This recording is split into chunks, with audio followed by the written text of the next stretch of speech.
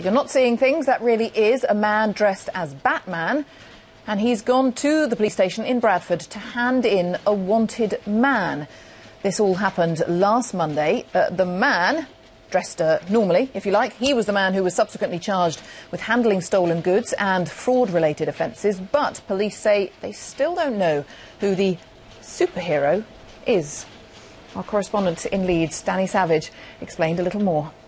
It falls into the category of news that you couldn't make up. It was last Monday, the early hours of last Monday. Police have released some images, actually, in the last few minutes of a man dressed as Batman handing over this wanted man to police officers at the desk at a police station in central Bradford. The man was subsequently arrested, but there he was, this other man with his full Batman costume on, with his mask on. You can't tell who he is. There's been no clue as to who he is, but police have confirmed today that, yes, a man dressed in that costume did hand over a wanted individual to them in Bradford last week. Where he went to afterwards, nobody knows. He disappeared into the night, and it's still not clear what mode of transport the apparent superhero was using at the time. So it's definitely got people talking. It's obviously one of the more amusing stories of the day, but the search is now on just to find out who was Batman, who was in that costume.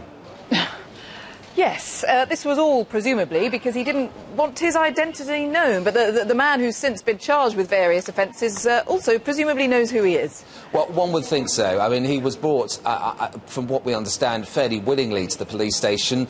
Was it one of his mates dressed up or something like that? Was it a kind of final prank as he handed himself in? The man has appeared in court subsequently, the 27-year-old man, so there's still no clear steer as to who the other chap was, but they appear to know each other, but it's hard to tell from the series of stills we got just what the sort of cordiality was between them as they stood there at the reception of the police station. So lots of questions still to be answered about this, but a fairly interesting story nevertheless.